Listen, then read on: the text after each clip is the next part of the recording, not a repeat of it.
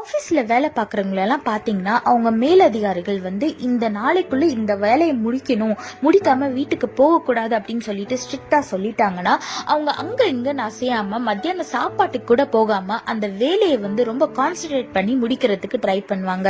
இதே மாதிரி நம்மளோட வாழ்க்கையில் ஏசப்பா நம்மளுக்குன்னு ஒரு இலக்க வச்சிருக்காரு. அதை நோக்கி நம்ம போயிட்டே இருக்கும் போது இந்த உலகத்தில் உள்ள காரியங்கள் நம்மளை டெம்ப்ட் பண்ணி இழுக்கும். நீ அங்கே போ, ஃபோன் நோண்டு, ஃப்ரெண்ட்ஸோட ஊர் சுத்த, படத்துக்கு போ அப்படின்னு சொல்லிட்டு நிறைய டிஸ்ட்ராக்ஷன்ஸ் நம்மளுக்கு வரும். ஆனா அதெல்லாம் நம்ம வெறுத்து ஒதுக்கிட்டு ஏசப்பாவையும் அவருடைய வார்த்தையும் நம்ம பின்பற்றும் போது நம்ம ஏசப்பா நம்மளுக்கிட வச்சிருக்க இடத்துக்கும் நம்ம கரெக்டா போய் சேருவோம். நம்மளோட வாழ்க்கை ஆசீர்வாதமாகவும் இருக்கும். வேதத்துல பாருங்க, சங்கீதம் 119 113 போட்டிருக்கு, வீண் சிந்தனைகளை நான் வெறுத்து உமது வேதத்தில் பிரியப்படுகிறேன்னு வேதத்துல போட்டிருக்கு.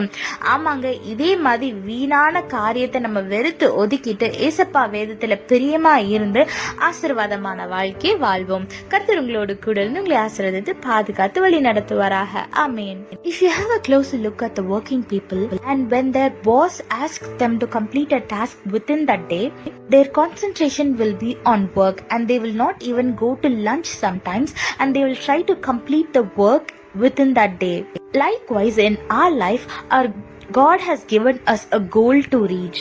We will face lots of distraction and all, but our focus should be on God and on His words, and we should walk in His way. Look what the Bible says in Psalm 119:113. I hate those who are double-minded, but I love your law. Yes, you cannot be double-minded. You cannot please the worldly people and God at the same time. So focus on God and on His words and live a blessed life. God bless you all. Have a blessed day. Amen.